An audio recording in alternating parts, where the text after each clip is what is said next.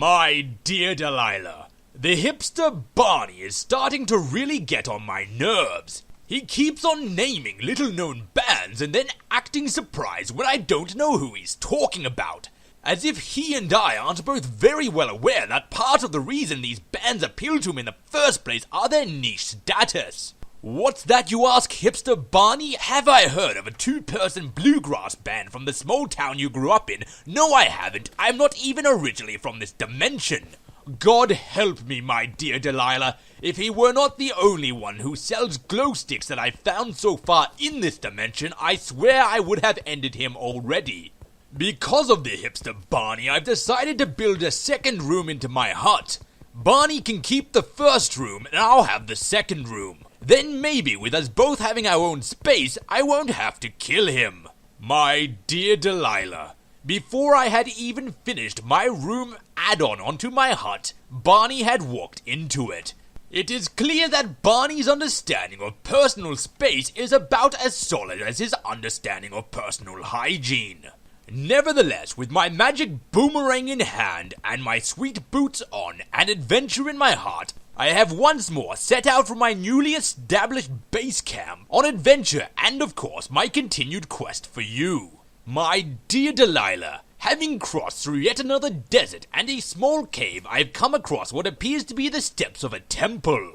This is perhaps a good omen in my quest for finding you, for where else better you find a miracle than in a temple? There is a kindly old man at the temple's entrance who informed me that his master could not be summoned during the day. No doubt, being a godly man, it's because his master during the day is busying himself with charitable affairs. As such, I have decided to once more return to the base camp until nightfall, during which I will once more make the journey to the temple to see if the elderly man's master is home. My dear Delilah, it is no surprise a man of God is home during the night, for my journey back to the temple has been wrought with danger. I have encountered monsters and ghouls of various kinds, but luckily with my suit of armor and magic boomerang I have made short work of them. I may even humbly brag that at this point, equipped as I am, there is no fiend in this dimension fierce enough to defeat me. My dear Delilah, having waded through ample amounts of danger, I have now found myself back at the temple. The old man is still here, and I now prepare to ask him to please summon his godly master. I must admit that the idea of conversing with a man who has turned himself towards God after facing so much evil has really brightened my prospects. Perhaps if this gentleman's master is truly connected with God, he will be the one capable of giving me directions back to you.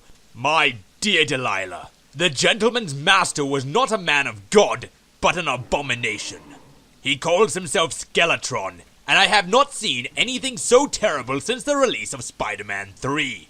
Even utilizing my sweet boots, I was unable to escape the terror of Skeletron.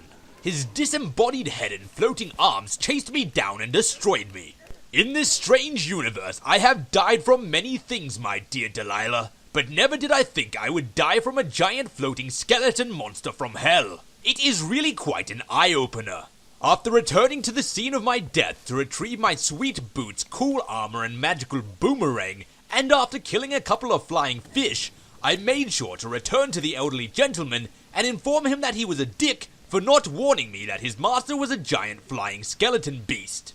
I believe it has become clear that if I am to find my way back to you, my dearest Delilah, Skeletron must die. So as I prepare to kill the undead, know that I keep you in my heart once more, and you as always remain my dear Delilah.